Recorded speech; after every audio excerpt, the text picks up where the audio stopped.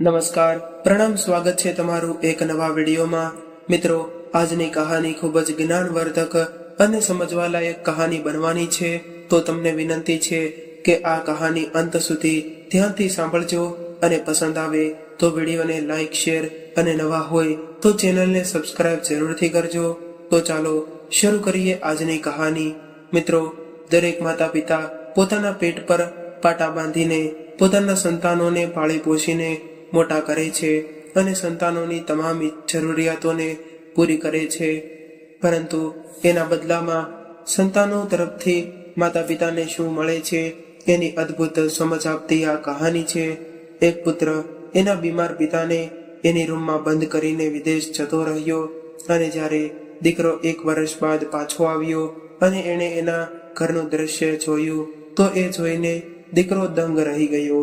રાકેશભાઈ, જે હાલમાં તેના પરિવાર સાથે અમદાવાદમાં રહે છે, ખરેખર તો એ સૌરાષ્ટ્રના પહેલાના એક નાનકડા ગામમાં રહેતા હતા, પરંતુ હવે એ અમદાવાદમાં આવીને સ્થાયી થયા હતા। અત્યારે એના પરિવારમાં એક પુત્ર સંદીપ અને વહુ ડિમ્પલ સાથે રહે છે। સંદીપ 4 વર્ષનો હતો ત્યારે તેના માતાનું મૃત્યુ થયું હતું અને રાકેશભાઈ એના એકના એક પુત્ર સંદીપ અને તેની વૃદ્ધ માતા સાથે ખૂબ જ મુશ્કેલી જીવન જીવી રહ્યા હતા। એની માતા પણ ઘણા વૃદ્ધ થઈ ગયા હતા, છતાં પણ એ નાનકડા સંદીપની ખૂબ જ સંભાળ રાખતા હતા। રાકેશભાઈને સરકારી નોકરી હતી, તેઓ એક પોસ્ટમેન હતા અને એના પગારમાંથી એનું જીવન વ્યતીત કરતા હતા અને ઘર પણ સારી રીતે ચાલતું હતું। એને એક જ વસ્તુની ખોટ હતી અને એ હતી કે એની પત્ની એનો સાથ છોડીને હંમેશા માટે આ દુનિયામાંથી જતી રહી હતી। તેનો પુત્ર સંદીપ તેની માતા સાથે રડતો રડતો એની વૃદ્ધ દાદી સંદીપને ખૂબ જ પ્રેમ કરતી હતી। એક દિવસ વૃદ્ધ દાદીમાએ રાકેશભાઈને કહ્યું કે દીકરા, હું હવે ક્યાં સુધી જીવી શકીશ? આ બાળકને એની માની ખૂબ જ જરૂર છે, એટલે તું બીજા વિવાહ કરી લે। પરંતુ રાકેશભાઈ દર વખતે એની માતાની આ વાતને ટાળી દેતા અને કહેતા કે માં, તમે નકામી ચિંતા કરો છો, સંદીપનું ધ્યાન રાખવા માટે તમે છો ને, અને તમે ક્યાં જવાના છો? આમ તો રાકેશને એની વૃદ્ધ માતાના સાથના કારણે એને ક્યારેય કોઈ પણ ચીજની કમી નથી લાગતી, પરંતુ ભગવાને કંઈક બીજું જ મંજૂર હતું। એક દિવસ એની માતાને હાર્ટ એટેક આવ્યો અને એનું અવસાન થઈ ગયું। હવે રાકેશભાઈ અને તેનો પુત્ર સંદીપ એકલા રહી ગયા હતા। હવે તેઓ એકલા રહેતા હતા। આમ તો રાકેશભાઈને બીજા 2 ભાઈઓ પણ હતા, પરંતુ એ ભાઈઓ એમની પત્નીઓ સાથે અલગ અલગ રહેતા હતા। એના ઘરના ભાગલા પડી ગયા હતા અને રાકેશભાઈના હિસ્સામાં એની માતા આવી ગઈ હતી અને હવે એ પણ આજે આ દુનિયા છોડીને જતા રહ્યા હતા। એની પત્ની તો એને પહેલા જ છોડીને જતી રહી હતી। હવે રાકેશભાઈ અને એનો પુત્ર એકલા રહી ગયા હતા। રાકેશભાઈ માટે એના પુત્ર સંદીપનું પાલન પોષણ કરવું ખૂબ જ મુશ્કેલ બની ગયું હતું અને રોજ પોતાના બાળકને શાળાએ મૂકીને આવ્યા બાદ તેઓ જ્યારે ત્યાં પત્રો પહોંચાડવા જતા અને સાંજે વહેલા ઘરે પહોંચી જતા હતા। ત્યારબાદ બાળક સાથે સમય વિતાવતા હતા। ઈશ્વરની કૃપાથી તેના પાડોશીઓ પણ દયાળુ સ્વભાવના હતા અને જ્યારે રાકેશભાઈ એના ઘરમાં ન હોય ત્યારે પાડોશીઓના દીકરાઓ તેને ખૂબ જ સારી રીતે ધ્યાન રાખતા હતા અને એને ખાવાનું પણ આપતા હતા। હવે આવી રીતે ધીરે ધીરે સમય પસાર થવા લાગ્યો, પરંતુ સમયની સાથે સાથે મુશ્કેલીઓ પણ ઘણી બધી વધતી જતી હતી। એક દિવસ એના ભાઈ અને ભાભી એને બીજા વિવાહ કરવા માટે સૂચન કર્યું, પરંતુ બીજા વિવાહ કરવા માટે રાકેશભાઈ હંમેશા ના પાડી રહ્યા હતા। પણ આજે આ વાત એને યોગ્ય લાગી રહી હતી। એમણે વિચાર્યું કે હું ક્યાં સુધી સંદીપને આમ એકલો મૂકીને કામ પર જતો રહીશ? અત્યારે એની દેખભાળ કરવા માટે એને માની ખૂબ જ જરૂર છે। આવું વિચારીને રાકેશભાઈએ એના ભાઈને કોઈ સારી છોકરી શોધવાનું કહ્યું અને એના ભાઈએ પણ એની સલાહ મંજૂર કરી અને એક છોકરી શોધી લીધી અને કહ્યું કે રાકેશ, કાલે તારે મારી સાથે છોકરી જોવા આવવાનું છે અને તને પસંદ આવે તો આપણે તારા વિવાહનું નક્કી કરી નાખીએ.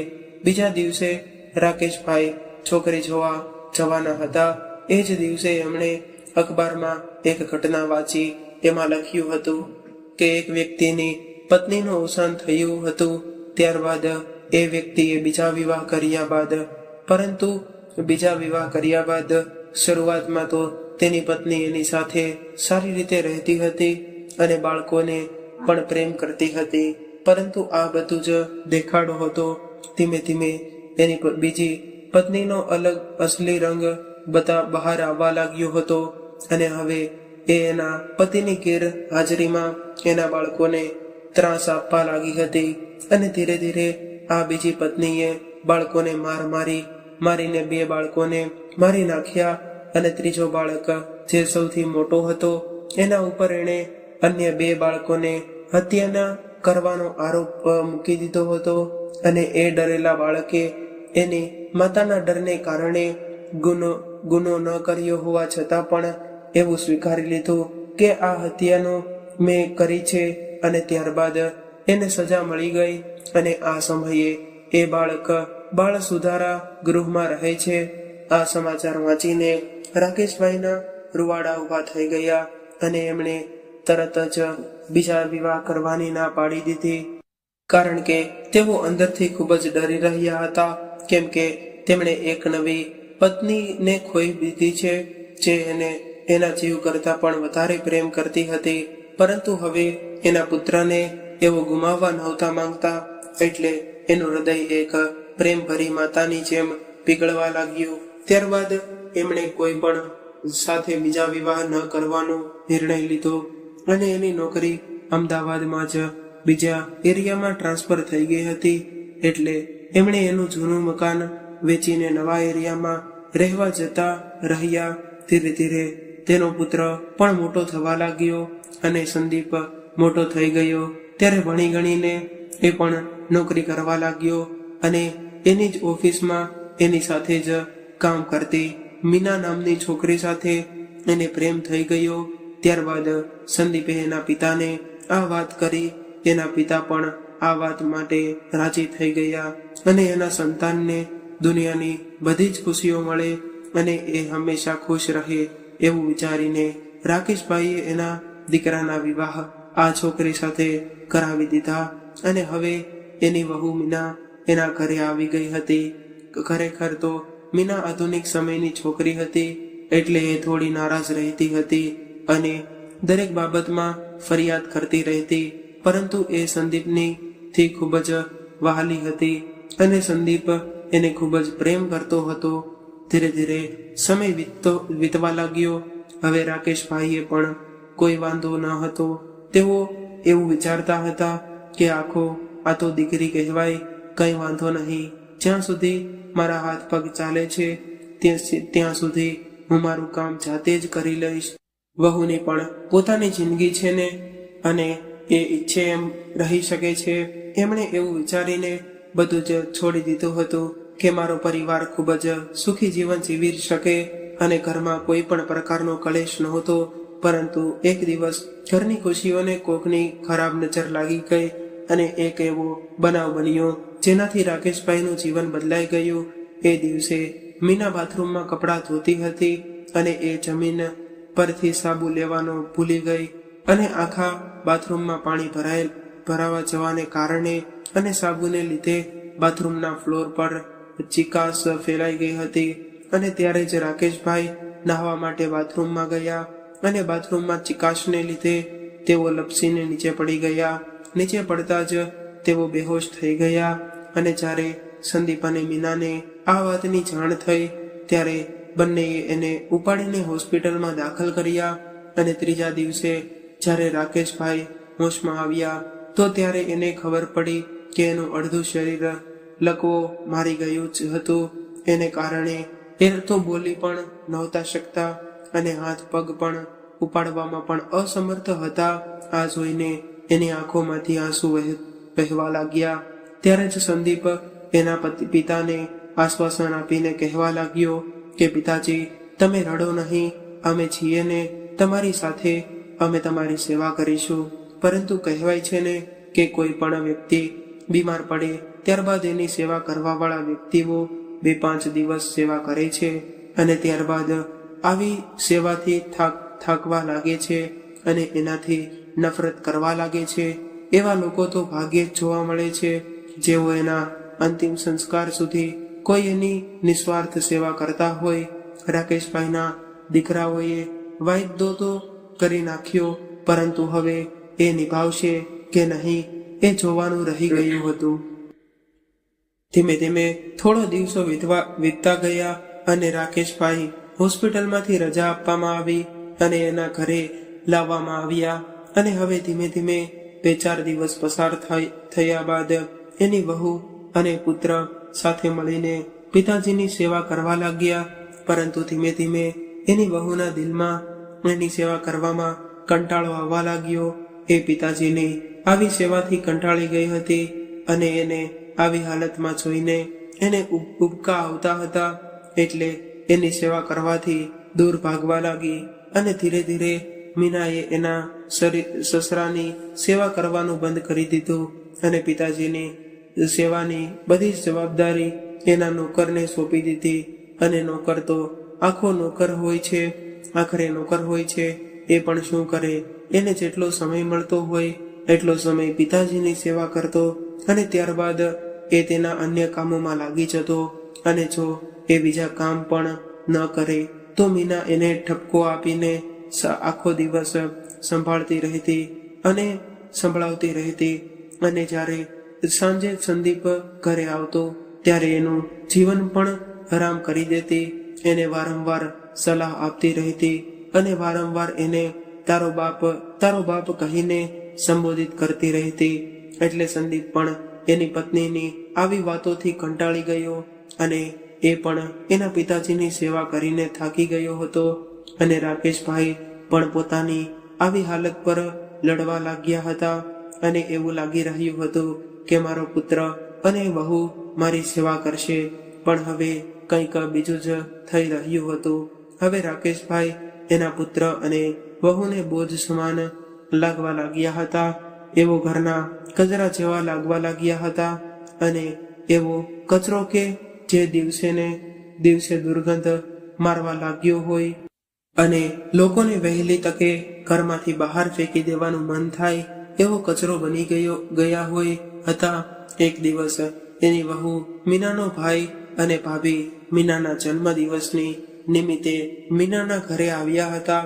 મીનાનો જન્મદિવસ ખૂબ જ ધામધૂમથી ઉજવવામાં આવી રહ્યો હતો અને ત્યારે રાકેશભાઈ વ્હીલચેર પર બેઠા હતા. ત્યારે જ રાકેશભાઈને ટોયલેટ લાગી હતી અને તેઓ કોઈને કહી શકતા ન હતા. ઘરના બધા જ લોકોને તેના ચહેરાનો ભાવ જોવાનો પણ સમય ન હતો અને જન્મદિવસની પાર્ટીમાં જોર જોરથી ડીજે વાગી રહ્યું હતું. બધા જ લોકો આનંદથી નાચવામાં વ્યસ્ત હતા. અમુક લોકો અલગ અલગ પ્રકારની મીઠાઈઓ ખાઈ રહ્યા હતા, પરંતુ રાકેશભાઈ તરફ જોવાનો કોઈની પાસે સમય ન હતો. અંતમાં રાકેશભાઈ સહન ન કરી શક્યા અને ત્યાં જ વ્હીલચેર પર એના કપડાં બગડી ગયા. જ્યારે એની આસપાસ મળની દુર્ગંધ આવવા લાગી ત્યારે લોકો આશ્ચર્યમાં પડી ગયા કે આ દુર્ગંધ ક્યાંથી આવી રહી છે. એટલે મીનાએ એના સસરા તરફ જોયું.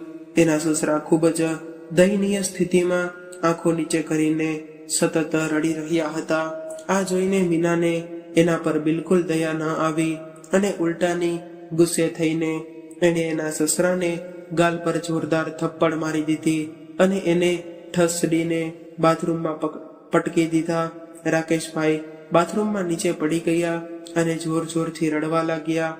ત્યારે મીનાએ એના નોકરને એની આ બધી ગંદકી સાફ કરવાનું કહ્યું અને ગુસ્સાથી પગ જમીન પર પછાડીને અને એના રૂમમાં આવીને એના પતિ સંદીપને જેમ તેમ બોલાવા લાગી કે હવે તો બહુ થઈ ગયું. આટલા બધા મહેમાનો સામે તારા બાપા મારી આબરૂના ધજાગરા કરી નાખ્યા છે.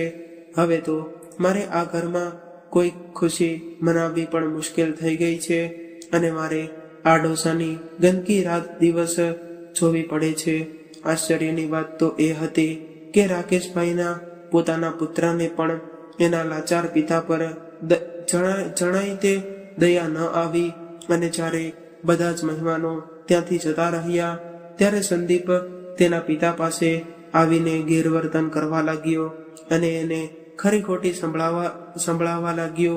એ જ સમયે એક ગરીબ નોકરે રાકેશભાઈના ગંદા થયેલા શરીરની સાફ સફાઈ કરી અને એને સારા કપડાં પહેરાવીને એની વ્હીલચેર પર બેસાડીને એના રૂમમાં લઈ ગયો અને ત્યાં પણ એણે એના શરીર પર તેલનું માલિશ કરી આપ્યું અને ત્યારબાદ ભોજન કરાવ્યું. આ નોકર એના પુત્ર કરતા ખૂબ જ દયાળુ હતો. જોકે એ રાકેશભાઈની સેવા માત્ર એટલા માટે કરતો હતો કે એને એના બદલામાં પૈસા મળતા હતા, કેમ કે એ ખૂબ જ ગરીબ હતો. પરંતુ રાકેશભાઈના પુત્ર સંદીપને એના પિતાએ બધી જ સંપત્તિ આપી હતી અને એને સંપૂર્ણ સુખ આપ્યું હતું. એની દરેક મનોકામનાઓ પૂર્ણ કરવા માટે એની માં બંનેએ આખું જીવન ભાગતા દોડતા રહ્યા હતા. રાકેશભાઈ ક્યારેય પણ શાંતિથી બેસ્યા ન હતા. રાકેશ ભાઈએ પોતાનું આખું જીવન એના પુત્ર માટે સમર્પિત કરી દીધું હતું. આજે એ જ દીકરાએ એના પિતા એક બોજ સમાન લાગી રહ્યા હતા. આ દીકરા કરતા તો એનો નોકર સારો હતો. ભલે એ એના થોડા પૈસા માટે સેવા કરતો હતો, પરંતુ એ દિલથી એની સેવા કરતો હતો. આવી રીતે આખી રાત નીકળી ગઈ અને સવાર પડી. આજે સવારે પણ વાતાવરણ સારું નહોતું લાગતું. એની વહુ મીનાએ એવું ગંભીર વાતાવરણ સર્જી દીધું હતું કે જાણે ઘરમાં કોઈનું મૃત્યુ થયું હોય. અને આવી જ રીતે 4-5 દિવસ પસાર થઈ ગયા અને ત્યારે જ સંદીપને વિદેશથી એક લેટર આવ્યો અને એને વિદેશમાં એક સારી કંપનીમાં નોકરી મળી ગઈ હતી. આ નોકરી માટે સંદીપે પહેલા જ તે એપ્લાય કર્યું હતું. હવે સંદીપને વિદેશમાં નોકરી મળવાનું એક ખુશીનું તો કોઈ પાર નહોતો રહ્યો અને એની પત્ની મીના પણ આ વાત સાંભળીને ખૂબ જ ખુશ થઈ ગઈ હતી અને એ મનમાં ને મનમાં વિચારવા લાગી કે ચાલો કોઈ પણ રીતે હવે આ ડોસાથી છુટકારો મળશે. હવે સંદીપ અને તેની પત્ની વિદેશ જવાની તૈયારીઓ કરવા લાગ્યા અને 10 દિવસમાં એના વિઝા પણ બની ગયા અને સંદીપ અને એની પત્નીએ બધો જ સામાન ભેગો કરીને પોતાના રૂમમાં રાખી દીધો અને પોતાના રૂમમાં તેમજ બીજા અગત્યના રૂમને તાળું મારી દીધું અને ત્યારબાદ પોતાના પિતાજીને પણ એક રૂમમાં બેસાડી અને એ રૂમને પણ બહારથી તાળું મારી દીધું અને એના પિતાજીના રૂમની ચાવી એના નોકરને આપીને કહ્યું કે તું મારા પિતાજીનું ધ્યાન રાખજે અને એને સમયસર ખવડાવતો રહેજે. એનો જે કંઈ પણ ખર્ચો થશે એ હું તારા ખાતામાં મોકલતો રહીશ અને એ પૈસાથી તું મારા પિતાજી માટે દવા લાવજે અને મારા પિતાજીની સાર સંભાળ રાખજે.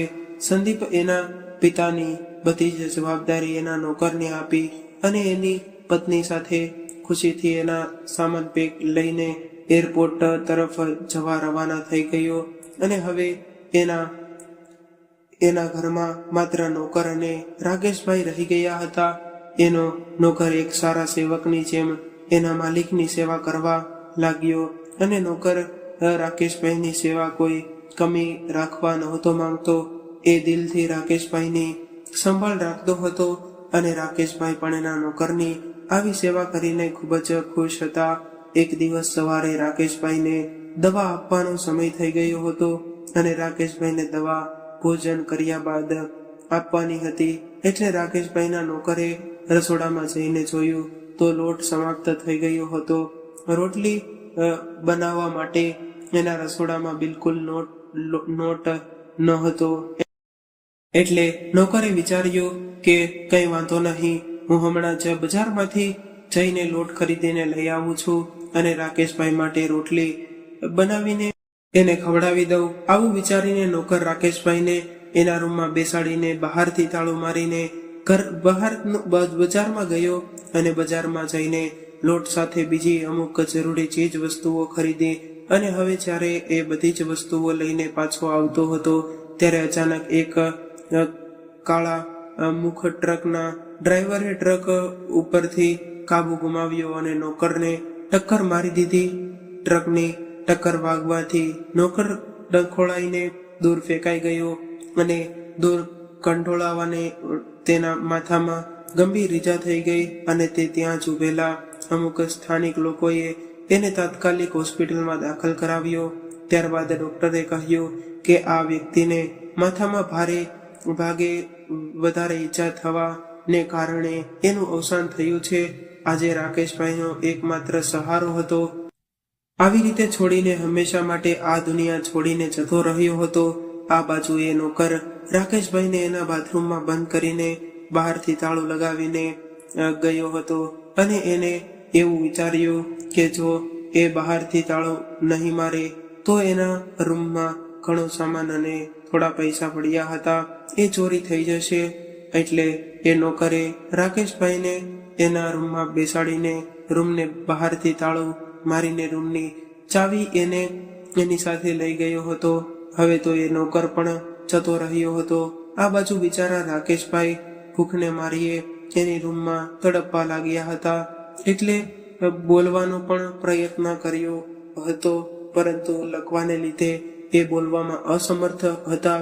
ત્યારબાદ એણે દરવાજો ખખડાવવાનો પ્રયત્ન કર્યો પરંતુ એના હાથ કામ નહોતા કરતા. ત્યારબાદ એણે ઘરમાં પડેલા સામાનને પછાડીને અવાજ કરવાની કોશિશ કરી પરંતુ એનો અવાજ પણ બહાર નહોતો જઈ રહ્યો જેનાથી કોઈ પણ એનો અવાજ સાંભળી શકે.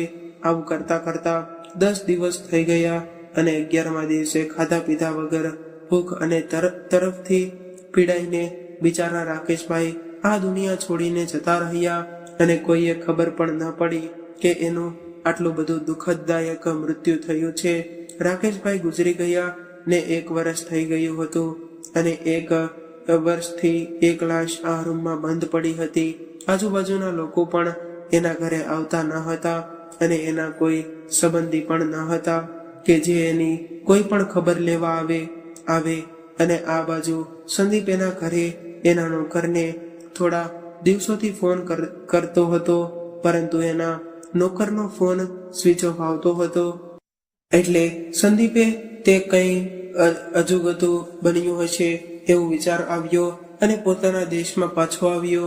અને જ્યારે એ ઘરે આવ્યો તો એને કંઈક અજુગતું લાગ્યું. એનું ઘર ખૂબ જ નિર્જીવ અને ધૂળથી ઢંકાયેલું હતું અને એના નોકરનો કોઈ અતોપતો ન હતો.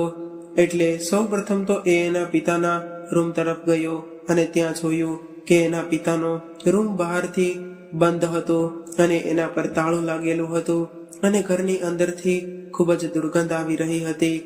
આ દુર્ગંધ જોઈને એને કંઈ સમજાયું નહીં. એટલે એણે હાથમાં એક મોટો પથ્થર લીધો. લઈને એને રૂમનું તાળું તોડી નાખ્યું અને રૂમની અંદર ગયો. અંદર જઈને જોયું તો એના હાથમાંથી બધી જ વસ્તુઓ જમીન પર પડી ગઈ. એ પોતે જ જમીન પર પડીને જોરથી રડવા લાગ્યો કેમ કે એની સામે રાકેશભાઈનું મૃત શરીર જે સંપૂર્ણ રીતે હાડપિંજરમાં પરિવર્તિત થઈને વહીલ ચેર પર પડ્યું હતું. આ જોઈને સંદીપને ખૂબ જ પસ્તાવો થયો પરંતુ હવે પસ્તાવો કરવાથી શું થવાનું હતું? જે થવાનું હતું એ તો થઈ ગયું હતું. હવે તો સંદીપ રડતા કહેવા લાગ્યો કે પિતાજી, મારાથી આ કેવી ભૂલ થઈ ગઈ છે. મેં ખૂબ જ મોટો ગુનો કર્યો છે. હું તમારો ગુનેગાર છું. મારે તમને આવી રીતે એકલા છોડીને ન જવું જોઈએ. અરે આવી નોકરીનો શું ફાયદો કે જેણે મારા પિતાજીનું જીવન લઈ લીધું. ધિક્કાર છે મારી આ નોકરીને. હું એક પુત્ર થઈને મારા પિતાની વૃદ્ધાવસ્થામાં સેવા પણ ન કરી શક્યો. મિત્રો, હવે આવા પસ્તાવાનો શું મતલબ છે? કારણ કે જે જીવ જતો રહ્યો છે એ હવે પાછો નથી આવવાનો અને પાછળથી આવી રીતે પસ્તાવો કરીને પણ શું ફાયદો છે? આના કરતા તો સારું એ હોત કે જ્યારે એ વ્યક્તિ જીવિત હતો ત્યારે એને સુખ આપ્યું હોત અને જ્યારે એ વ્યક્તિ જીવિત હતો ત્યારે એનું માન સન્માન જાળવ્યું હોત અને એવા દુઃખને સમજ્યું હોત તો આજે એના પિતાજી જીવિત હોત અને શાંતિથી એની વૃદ્ધાવસ્થાનું જીવન વ્યતીત કરતા હોત.